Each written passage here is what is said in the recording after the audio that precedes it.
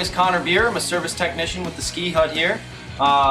Today we're going to talk about your brakes squealing, specifically disc brakes. When you're out there on the trail and you hear a bunch of bikes squealing down there, it's not that fun. If they're squealing like that, you're going to have a bad time. You want to make sure you get them all cleaned up, the braking surface is all cleaned up with a rubbing alcohol substance. That way you're out there and you're going to have a good time. We're going to try to clean up the pads and the rotor in order to stop the squealing. Usually this is due to some contamination getting onto your braking surface. So first thing is remove your wheel, and then we're going to get the pads out of your caliper, which is going to vary depending on what model of brake you have. There's usually a safety clip there, and then a little bolt holding them in.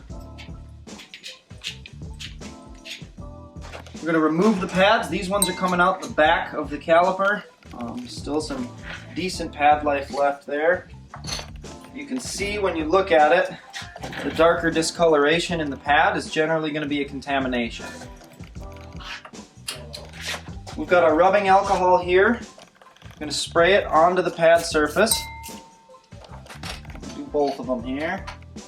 This is called the slurry method, where we're basically wetting the pads and we're going to rub them together in a circular motion until we create a bit of a dark slurry. What we're trying to do is grind off that top layer of pad material in order to get down to the uncontaminated pad.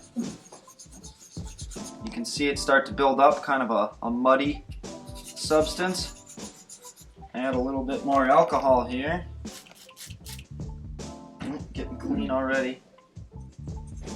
So now that you see that there's a bit of pad material built up on there, we're going to lay them on a surface that is not bothered by heat. I'm going to spray some more alcohol on there, and I'm going to use a blowtorch. Otherwise, you definitely could just let them air dry and kind of wipe clean. We don't want to overheat them.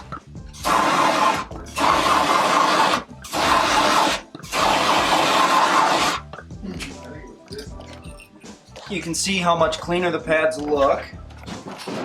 Pads cool for a moment so you don't burn your fingers. Give them a little bit of a wipe with a lint-free rag. And you can see immediately how much color has come back into the pad. So, we've got our pad surfaces cleaned up, some of the contamination removed. Now we have to handle our rotor. And for this, it's going to be a similar method, except we're going to use some sandpaper instead of rubbing it together. I just rip off a little piece. Get some rubbing alcohol. You're going to spray the rubbing alcohol onto the braking surface of the rotor. You've got your square of sandpaper. And honestly, you're just going to begin sanding both sides.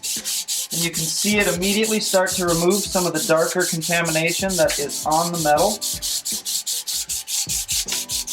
Do this for about 4 to 5 minutes, all the way around, trying to reach every part of the braking surface. It's good to occasionally add a little bit more alcohol because it evaporates quite quick. You can really see the dark, soupy material that builds up as you continue to sand. So now you have a dirty rotor that we need to get all of this residue that you've just sanded out of the metal off the rotor. Personally, I like to burn it off without damaging the hub or anything else surrounding the rotor. At home, if you don't have a torch, you could definitely just wipe it off with a very clean, lint-free towel. What I'm going to do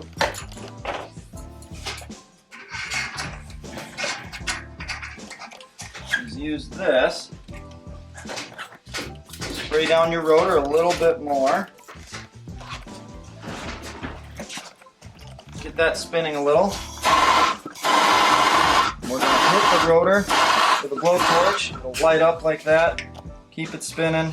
And that's going to burn off all the contamination with the alcohol. I like to do that about 2 times. Get it covered in the alcohol once more.